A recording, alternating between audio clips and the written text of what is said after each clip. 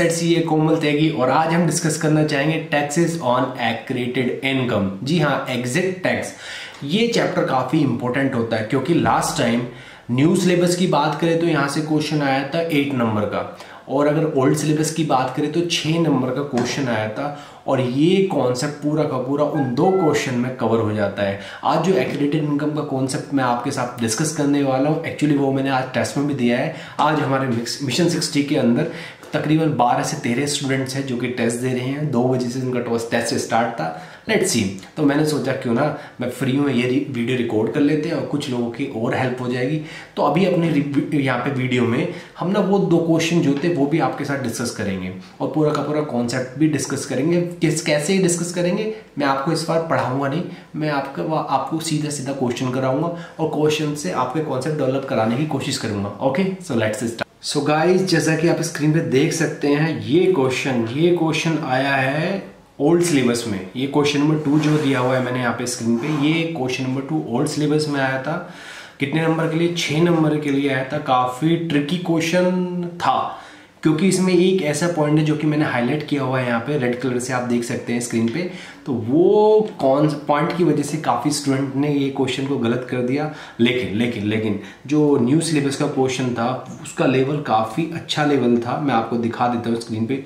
ये question number 3 जो है ये और न्यू सिलेबस में आया था और इसकी वर्थ थी 8 मार्क्स, और 8 मार्क्स के लिए ये अच्छा क्वेश्चन था। यहाँ पे भी एक टेक्निकल पॉइंट डाला हुआ था इंस्टीट्यूट ने, लेकिन जो ओल्ड सिलेबस में जो क्वेश्चन आया था उसका पॉइंट ज़्यादा ही कुछ टेक्निकल था। रीज़न बिहाइंड कि काफ़ी राइटर्स की बुक में वो पॉइंट मिसिंग था, वो पॉइंट पे उन्होंने ध्यान नहीं दिया और इंस्टीट्यूट ने इस चीज़ का फ़ायदा उठाते हुए वहीं से क्वेश्चन पूछ लिया।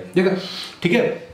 सो गाइज, क्वेश्चन तो मैंने आपको दिखा दिए, तो अब हम करते हैं एक्रेडिटेड इनकम का कॉन्सेप्ट। देखो, सबसे पहले हम एक बेसिक क्वेश्चन उठाते हैं, एक आसान क्वेश्चन उठाते हैं ताकि इसका पूरा का पूरा जिन स्टूडेंट्स का ये वाला कॉन्सेप्ट अच्छा नहीं है उनका ये अच्छे से कॉन्सेप्ट डेवलप हो जाए। तो स्क्रीन पे सबसे पहले मैंने लिखा हुआ है कि एज पर द ICAI जो टैक्स लायबिलिटी होगी will be maximum marginal rate यानी MMR @ 34.944%। यानी यहाँ पे सरचार्जेस जो ऐड हुआ है वो कितना हुआ ऐड हुआ है, वो 12% सरचार्जेस ऐड हुआ है। तो आपने क्या करना है, आपने 12% ही लेना है क्योंकि इंस्टीट्यूट ने यहाँ पे 12% ही ऐड किया हुआ है। ठीक है। तो एक्रेडिटेड इनकम निकालेंगे पहले ट्रस्ट की और उसके ऊपर MMR से टैक्स लगा देंगे तो क्या आ जाएगा, ये एग्जिट टैक्स आ जाएगा। अच्छा, देखो ये क्वेश्चन है स्क्रीन पे, क्वेश्चन नंबर 1। मैं आपसे रिक्वेस्ट करूंगा कि आपने ये क्वेश्चन मेरी वीडियो को पॉज करके एक बार पढ़ लीजिए। ठीक है। अब आपने पढ़ लिया होगा, मैं ऐसा मानता हूँ। मैं एक बार आपके साथ डिस्कस कर देता हूँ। यहाँ पे एक गर्ल चाइल्ड एक चैरिटेबल ट्रस्ट है। ठीक है। Supporting the girl child or charitable trust, ठीक है, जो रजिस्टर्ड है अंडर सेक्शन 12AA में। ठीक है। ऑन 1/4/2019 ये मर्ज हो जाता है किसके, दूसरी कंपनी के साथ जिसका नाम है अनन्या प्राइवेट लिमिटेड। ठीक है। और ये कंपनी जो है मैन्युफैक्चरिंग करती है स्टेशनरी आइटम्स का। क्लियर है। आई रिपीट, एक चैरिटेबल ट्रस्ट है, वो चैरिटेबल ट्रस्ट 1/4/2019 को मर्ज हो जाता है एक प्राइवेट लिमिटेड कंपनी के साथ जो मैन्युफैक्चरिंग का काम करती है। अब सारे की सारे जो एसेट्स एंड लायबिलिटी है चैरिटेबल ट्रस्ट की, वो किसकी बन जाती है, अब वो कंपनी की चैरिटेबल एसेट्स एंड लायबिलिटी बन जाती है। ठीक है। और कुछ यहाँ पे इंफॉर्मेशन दे रखी है। इंफॉर्मेशन क्या है, कोई लैंड है ट्रस्ट के पास, उसकी इंफॉर्मेशन दे रखी है। कोई as a investment equity shares हैं हमारे ट्रस्ट के पास, उसकी डिटेल दे रखी है। प्रेफरेंस शेयर्स हैं एज ए इन्वेस्टमेंट ट्रस्ट के पास। तो ये जो है ना, ये टोटल एसेट साइड दे रखी है। क्लियर है, एसेट साइड।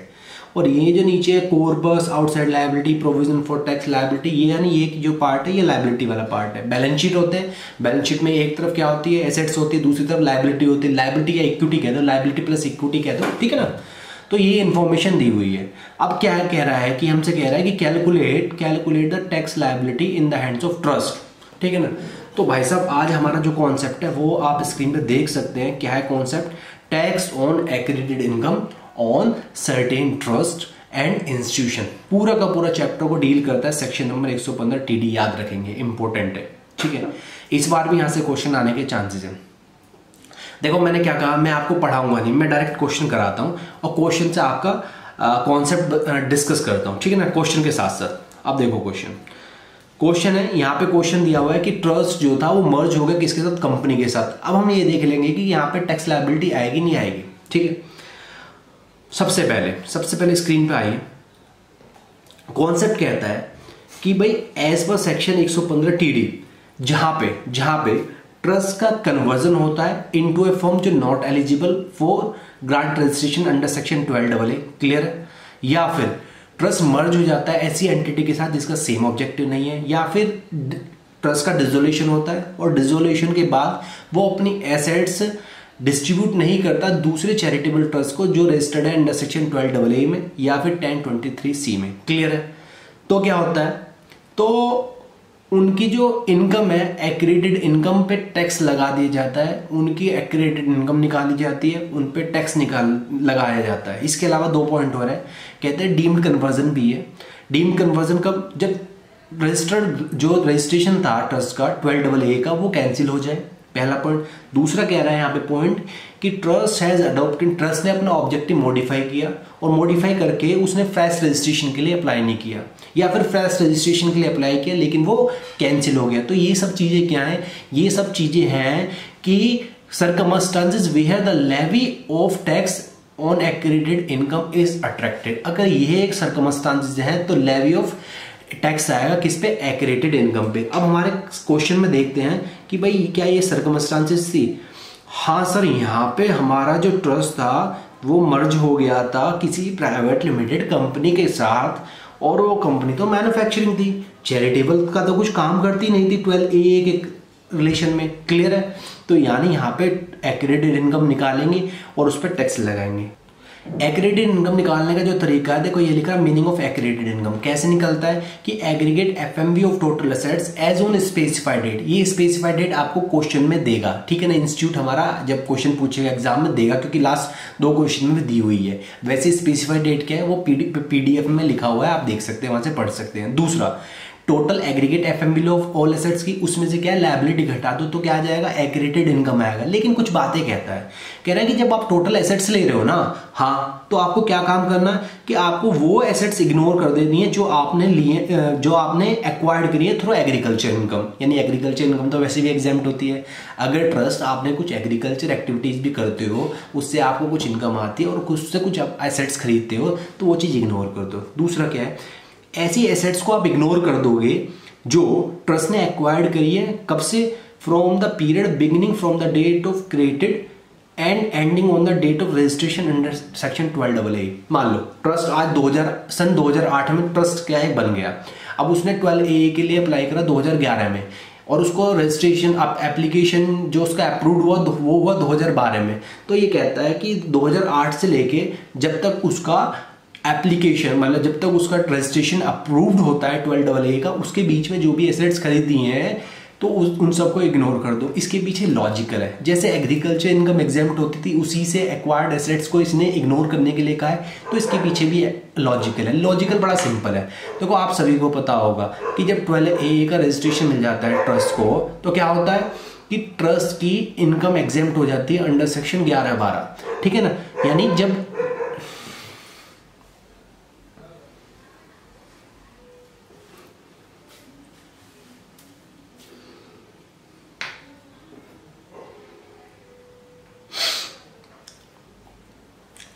ये सेकंड पॉइंट भी बड़ा लॉजिकल है।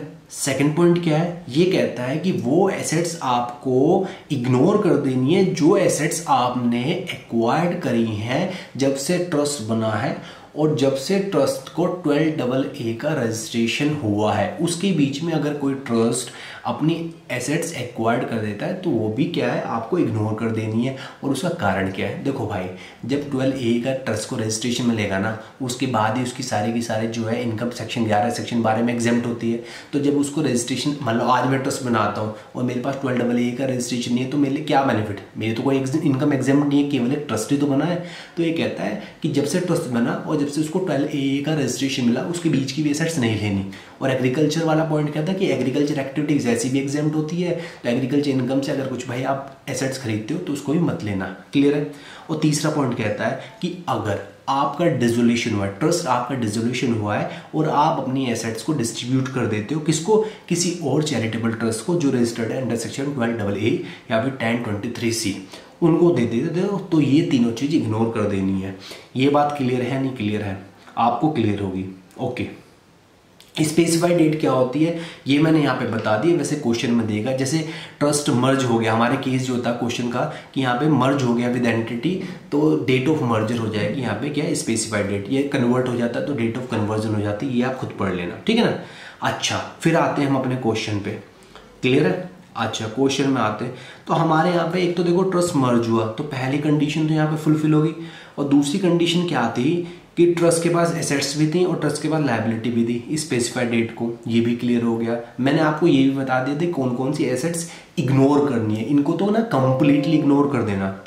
अच्छा इसके बाद ना जब हम यहाँ पे देख सकते हैं आप स्क्रीन पे, यहाँ पे कह रहा है कि भाई जब आप कैलकुलेशन करोगे एफएमवी की, FMV of the asset for the purpose of subsection 2 115 TD, तो आपको क्या काम करना है कि fair market value of total assets लेना है, उसमें से क्या घटा देना है, टीडीएस टीसीएस एडवांस टैक्स वगैरह जो भी है वो घटा देना है। साथ ही साथ अगर कुछ डेफर्ड एक्सपेंडिचर पड़ा है उसको भी इग्नोर कर दो एसेट साइड में, क्लियर है। तो ये चीज कह रहा है। इसके अलावा पहले मैं लायबिलिटी बता देता हूँ। लायबिलिटी में क्या कह रहा है, वो कह रहा है कि ट्रस्ट जब भी आप एक्रेडिटेड इनकम कैलकुलेशन करो तो book value of total liability ले लो, लेकिन but not including the following. कौन सा, कैपिटल फंड लेना है, एक्यूमुलेटेड फंड नहीं लेना है, कॉर्पस फंड नहीं लेना है, रिजर्व एंड सरप्लस नहीं लेना है, कंटीजेंट लायबिलिटी नहीं लेनी है, और ऐसी लायबिलिटी नहीं लेनी है जो अनसर्टेन हो, यानी अनसर्टेन, ठीक है ना। सर्टेन है एक्चुअल कैलकुलेशन तो ले लेंगे, अनसर्टेन नहीं लेंगे। साथ ही साथ कह रहा है प्रोविजन नहीं लेना है, और कहता है प्रोविजन फॉर इनकम टैक्स भी नहीं लेना है, प्रोविजन फॉर मीटिंग लायबिलिटी भी नहीं लेना होगा। तो लायबिलिटी तो आप निकाल दोगे बड़े आराम से। अच्छा एसेट्स में मैंने क्या बताया था, अच्छा एग्रीकल्चर इनकम से जो भी एसेट्स एक्वायर्ड करी वो इग्नोर करो। और सर जब ट्रस्ट बना है और जब से उसको 12A का रजिस्ट्रेशन मिला है उसके बीच में जो एसेट्स हैं उनको इग्नोर करो। और सर आपने तीसरा बोला था, हाँ जेन्युइनली अगर ट्रस्ट अपनी एसेट्स को किसी और ट्रस्ट को दे देता है जो रजिस्टर्ड अंडर सेक्शन 12A या 1023D, तो उसको भी नहीं लेना है। और साथ ही साथ मैंने बताया था टीडीएस टीसीएस एडवांस टैक्स वगैरह पड़ा है as reduce by income tax refund, क्योंकि यार रिफंड जो होता है इस पर मैं बता देता हूँ। वैसे आप इतना याद रखो कि अगर कुछ टीडीएस टीसीएस एडवांस टैक्स का अमाउंट है तो उसको भी इग्नोर कर देंगे, अनअमोर्टाइज्ड डेफर्ड रेवेन्यू एक्सपेंडिचर उसको भी इग्नोर कर देंगे, और वो तीन जो चीज़ मैंने पहले बताया वो भी इग्नोर कर देंगे। अब यहाँ पे एक टर्मिनोलॉजी आती है कि टीडीएस टीसीएस या फिर advance tax as reduce by any income tax refund claim. देखो रिफंड जो होता है इनकम टैक्स का वो कभी भी ना क्या कहते हैं, वो कभी भी कोई हमारी एसेट्स नहीं होती, वो चीज़ होती है जो हमने पहले पैसा गवर्नमेंट को ज़्यादा दे दिया, अब गवर्नमेंट हमें वही चीज़ रिफंड कर रही है, ठीक है ना। Interest on income tax refund जो होता है वो चीज़ जाती है P&L में, वो चीज़ हमारी बैलेंस शीट को हिट नहीं करती, एसेट साइड को हिट नहीं करती, ठीक है ना। और जो रिफंड मिलता है वो हमारा एडजस्ट हो जाता है बैलेंस शीट के एसेट साइड से। तो इन एक्चुअल में यार रिफंड तो वो चीज़ है ना जो हमने ज़्यादा पैसा दिया वापस से मिल रहा है, तो इस चीज़ को ज़्यादा दिल से मत लेना, ठीक है ना। बस इतना याद रखना कि टीडीएस टीसीएस या एडवांस टैक्स का जो भी पैसा पड़ा है उसको इग्नोर कर देंगे, डेफर्ड रेवेन्यू एक्सपेंडिचर इग्नोर कर देंगे, एग्रीकल्चर एसेट से कोई भी एसेट्स एक्वायर्ड करिए इग्नोर कर देंगे, और 12A के रजिस्ट्रेशन से पहले कोई भी एसेट्स हमने एक्वायर करिए तो उसको भी इग्नोर कर देंगे। और एक पॉइंट और था कि अगर हमने प्रॉपरली डिसोल्यूशन होने के बाद प्रॉपरली ट्रांसफर कर देते हैं हम एसेट्स को किसी और ट्रस्ट को, ठीक है ना, जो एलिजिबल है अंडर सेक्शन 12AA में, तो उसको भी नहीं लेते, ठीक है भाई साहब, वेरी गुड। आगे चलते हैं। अच्छा तो अभी तो मैंने ये चीज बताया कि नहीं लेंगे। अब मैंने कहा था फेयर वैल्यू ऑफ क्या लेनी, ऑल एसेट्स लेनी है, उसमें से फेयर वैल्यू ऑफ लायबिलिटी घटा देनी है। अब देखो ये हमारा फॉर्मूला कहता है कि किस तरह की एसेट्स हो सकती है। सबसे पहले मैं बताता हूँ, अगर ट्रस्ट के पास कुछ इमोल प्रॉपर्टी है, इमोल प्रॉपर्टी के केस में आपको लेना higher of stamp duty value या फिर एफएमवी, ठीक है ना। मैं क्वेश्चन से कराता हूँ यार, आपको सीधा मजा आएगा आपको, ठीक है ना, क्योंकि कॉन्सेप्ट बता के ना कभी कभी फ्लो नहीं बन पाता, बच्चों का भी मेरा भी, ठीक है। अच्छा अभी लायबिलिटी पार्ट थी, लायबिलिटी में कॉर्पस लेना है नहीं लेना। सर अभी आपने बताया था कि लायबिलिटी लेनी है लेकिन कॉर्पस को इग्नोर कर देना है, तो काट दो इसको। आउटसाइड लायबिलिटी लेनी है, हाँ जी सर आउटसाइड लायबिलिटी लेनी है। प्रोविजन फॉर टैक्सेशन, सर आपने बताया था कि प्रोविजन फॉर टैक्सेशन नहीं लेना, तो इसको भी काट दो। Liability in respect of payment of various utility bill of ₹6 lakh, भाई पेमेंट है लायबिलिटी हमारी बिल पे करने, तो ये लेने हैं, यानी टोटल लायबिलिटी कितनी आ गई, ये आ गई 90 + 6 यानी 96, तो ये आ गई, क्लियर है। अच्छा अब बात आते हैं एसेट्स में। एसेट्स में क्या कहते रखा है, ये कहता है कि stamp duty value of the land held rupees 15 lakh, ठीक है। However if this land is sold in the open market it would fetch 17 lakh in the from the market. और बुक वैल्यू कितनी है लैंड की? 20 लाख है। कह रहा है एक हमारे पास लैंड है, ट्रस्ट के पास लैंड है, 20 लाख की उसकी बुक वैल्यू है, 15 लाख की स्टैम्प ड्यूटी है, और फेयर वैल्यू कितनी? 17 लाख, यानी इमूवेबल प्रॉपर्टी है। अब इमूवेबल प्रॉपर्टी की फेयर वैल्यू कैसे कैलकुलेट करते हैं? सीधा देखेंगे भाई, मुझे नहीं आता, फॉर्मूला देखेंगे क्या कहता है। ये कहता है fair market value of immovable property जो आपको लेनी है, आपको हायर लेना है। किनमें से, किसके बीच में से हायर लेना है? कि FMV या फिर SGV, FMV SGV whichever is higher. तो हमारे केस में FMV और SGV क्या है देख लेते हैं एक बार। ये कह रहा है हमारे केस में कि भाई स्टैम्प ड्यूटी वैल्यू है 15 लाख, क्लियर? हाँ जी 15 लाख है। और FMV कितनी है? 17 लाख। तो 15 और 17 लाख में क्या हायर है? 17 लाख हायर है। बुक वैल्यू तो इग्नोर करनी है, तो यहाँ पे ले लो 17 ले लो यहाँ पे, ठीक है। अब कहता है कि ट्रस्ट के पास कुछ इक्विटी शेयर्स थे, हो सकता है as a investment equity shares हो। उसका क्या कह रहा है? लोवेस्ट एंड और इक्विटी शेयर्स क्या traded in the Bombay Stock Exchange, यानी कोटेड इक्विटी शेयर्स थे। और उसका लोवेस्ट प्राइस कितना था? 75 रुपये, और हाईएस्ट प्राइस कितना था? 85 रुपीज। ये कब था? On the specified date. Specified date क्या? 1/4/2019, जिस दिन मर्ज हुआ, ठीक है ना भाई। अच्छा, तो इस केस में क्या कहता है देख लेते हैं, हमें नहीं पता, हम तो फॉर्मूले से देखेंगे। ये कह रहा है कि भाई अगर आपके पास इन्वेस्टमेंट है और वो कोटेड शेयर्स या सिक्योरिटीज के हैं, शेयर्स कुछ भी हो सकते हैं, चाहे इक्विटी चाहे प्रीफरेंस, तो आपको लेना है कि average of the lowest and the highest price लेना है ऑफ सच शेयर या फिर सिक्योरिटी का on the recognised stock exchange on the specified date. In case उस दिन आपकी ट्रेडिंग क्लोज है तो उसके पिछले दिन का एवरेज ले लेंगे, हाईएस्ट या फिर लोवेस्ट प्राइस का, ठीक है। अच्छा, तो यहाँ पे हाईएस्ट और लोवेस्ट कितना है? देखो जी 75 है और ये 80 है। 75 + 80, मेरा कैल्सी कहाँ है? कैल्सी नहीं मिल रहा। ये हो गया 8 7 160 हो गया। इसका एवरेज क्या हो गया? 80 आ गया। और 80 × 75,000, 75 गुणा ये आ गया 60 लाख आ गया ये, ठीक है ना, राइट। अब करते हैं हम तीसरा पॉइंट इसमें। ये कह रहा है ट्रस्ट के पास 55,000 के प्रेफरेंस शेयर्स हैं, यानी इन्वेस्टमेंट के तौर पे 55,000 रुपए के प्रेफरेंस शेयर्स और रखे हुए हैं, ठीक है भाई। और उनका क्या ये ट्रेडेड है? कोटेड है? नहीं, कोटेड के लिए तो कुछ नहीं बोल रहे हैं यहाँ पे। अच्छा, यानी अनकोटेड है। और क्या है? प्रेफरेंस शेयर्स हैं। अच्छा, तो ये कह रहा है कि आपको इसका shares will fetch 44 lakh from the market and अगर सोल्ड करते, अगर बुक वैल्यू दी हुई है 25 लाख, 25 लाख तो इसकी बुक वैल्यू दी हुई है, और फेयर मार्केट वैल्यू कितनी दी हुई है प्रेफरेंस शेयर्स की? 44 लाख के दे रखी है। फिर से हम अपने फॉर्मूले पे जाते हैं। फॉर्मूला क्या कह रहा है कि भैया आपको देखना है इन्वेस्टमेंट कोटेड है? नहीं, कोटेड तो ये है नहीं, तो यानी इन्वेस्टमेंट आपके अनकोटेड इक्विटी शेयर्स है। सर अनकोटेड तो है लेकिन इक्विटी शेयर्स नहीं है। अच्छा, प्रेफरेंस शेयर्स हैं, तो प्रेफरेंस शेयर इस थर्ड कैटेगरी में आ जाएगा, unquoted other than equity shares. तो नेक्स्ट पेज पे क्या दिया हुआ है? Unquoted other than equity shares का कैसे लेना है? Unquoted other than equity shares का कैसे लेना है? FMV और NRV ले लेंगे as per the on the valuation date, as per the valuation report of an accountant या फिर मर्चेंट बैंकर, ठीक है भैया। तो FMV तो वहाँ पे क्वेश्चन में दिया हुआ था, कितना दिया हुआ था? ये दिया हुआ था 44 लाख, तो यहाँ पे 44 लाख दे देंगे, ठीक है ना। अब आपको क्या करना है? ये 17 + 60 + 44 इनको ऐड करो, इसमें से 96 घटा दोगे तो आपका आंसर 25 लाख आ जाएगा। ये आपकी एक्रेडिटेड है। आप इसको MMR मैक्सिमम मार्जिन रेट के हिसाब से टैक्स कर देना। 4/2010 को अब सभी जब बच्चों ने क्या किया, उन्होंने कहा यार आपने सर बताया था, और लॉबी कहता था कि जब से ट्रस्ट बना और जब से उसको 12AA का रजिस्ट्रेशन मिला, उसके बीच की जितनी भी एसेट्स हैं उसे इग्नोर कर दो। लेकिन यहाँ पे इग्नोर नहीं कर दी। मैंने आपको पॉइंट बताया था, जिस साल ट्रस्ट ने एप्लीकेशन दी, यानी 9-10 में एप्लीकेशन दी होगी, तो ट्रस्ट एलिजिबल था for claiming the exemption under section 11 और 12। जब वो एलिजिबल था एग्जेम्पशन के लिए, तो आज ये जो लैंड एसेट्स एक्वायर करिए उस साल में, जिस साल में ट्रस्ट ने एप्लीकेशन दी है, तो ये चीज़ ना एक्रेडिटेड इनकम का पार्ट बन जाएगी। तो आपको ये लैंड कंसिडर करनी है। और लैंड के लिए क्या देखते हैं स्टैम्प ड्यूटी वैल्यू या फिर fair market value, whichever is higher देखते हैं। अब देखता हूँ इसके लिए कुछ दी हुई है। ये कह रहा है जो लैंड थी सिंस 2009 से, उसकी कितनी थी? 120 लाख क्या थी? स्टैम्प ड्यूटी वैल्यू थी। और क्या कहती? और उसकी फेयर मार्केट वैल्यू 250 थी, तो 250 लाख ले लेंगे। ये 250 लाख ले लेंगे, ठीक है। अच्छा, दूसरी लैंड भी थी जो 2016 में, ऑब्वियसली 12AA के रजिस्ट्रेशन की बात थी, तो ये तो आपको एक्रेडिटेड इनकम का पार्ट बनेगी, इसको तो इग्नोर कर ही नहीं सकते। तो ये कह रहा है बुक वैल्यू तो इसकी 800 लाख ऊपर दिख रही है बैलेंस शीट में है, लेकिन इसकी जो फेयर मार्केट वैल्यू है वो 1000 है और जो स्टैम्प ड्यूटी वैल्यू है वो 1050 है। तो विच एवर इज हायर 1050 ले लेंगे, ये वाली ले लेंगे, ये वाली। ओके ठीक है, अच्छा और देख लेते हैं।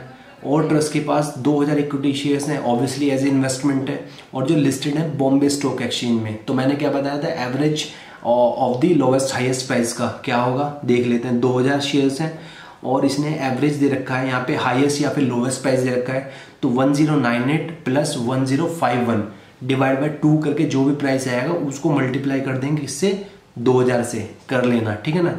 और तीसरा कह रहा है कि ट्रस्ट के पास नेशनलाइज बैंक में पैसा था, तो बैंक में तो इसके लिए तो और जितनी भी एसेट्स हैं इसकी, तो ये पैसे की बैंक में पैसा हो या खुद के पास कैश हो, उसकी फेयर मार्केट वैल्यू भी उतनी होगी, बुक वैल्यू की भी उतनी होगी। तो इसकी 10 का 10 ले लेंगे।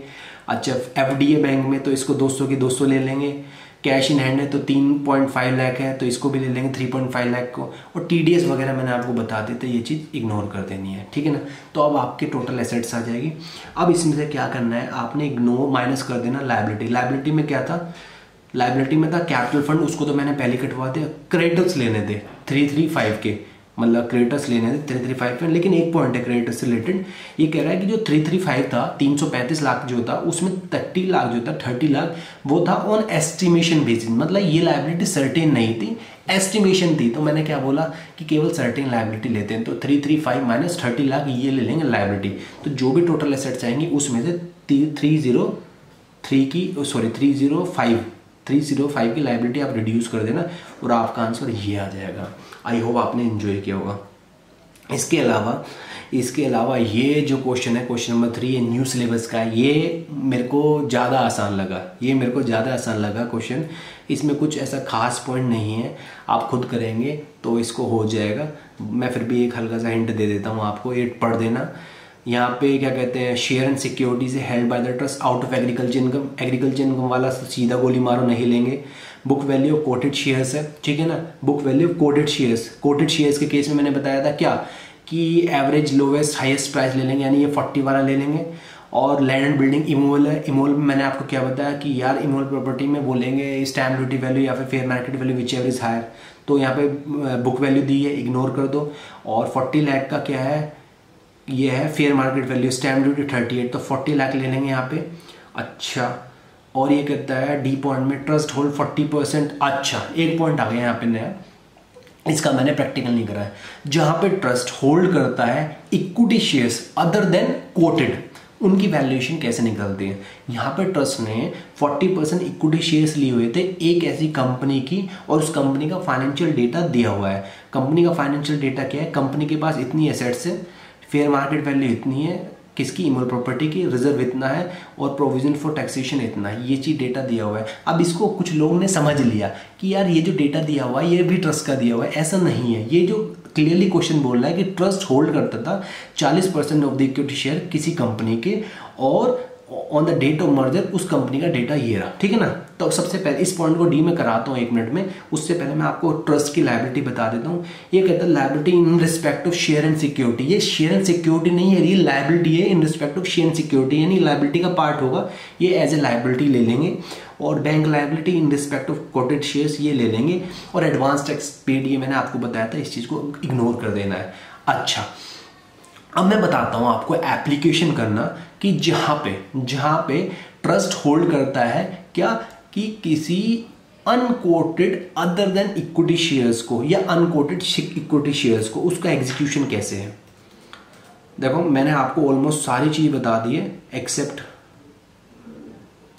एक्सेप्ट दिस पॉइंट, कि ये पॉइंट क्या है कि देखो जहां पे ट्रस्ट होल्ड करता है अनकोटेड इक्विटी शेयर्स, तो वहां पे कैसे निकालते हैं, A + B - L multiply PV divide by PE। ए क्या होता है, सामने वाली कंपनी की total book value of all assets ले लो, किसको छोड़ के, other than Boolean, jewellery, precious stone, artistic, और यहाँ पे क्या है, इमोरल प्रॉपर्टी भी है। और इनका क्या लेना है, इन सब का फेयर मार्केट वैल्यू ले लेना है, ठीक है ना।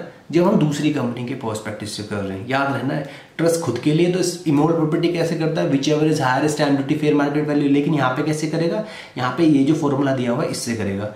फिर साथ ही साथ लायबिलिटी में वही सारी बातें थी जो ट्रस्ट में हमने कंसिडर करी कि यार कुछ भी अमाउंट एक्यूमुलेटेड है उसे सेट अपार्ट कर दो, कुछ अमाउंट पेमेंट के डिविडेंड के लिए रखी हुई है तो उसको भी सेट अपार्ट कर दो क्योंकि वो इक्विटी का पार्ट होते हैं, रिजर्व सरप्लस हटा दो, प्रोविजन फॉर टैक्सेशन हटा दो, ये सब लायबिलिटीज वही है।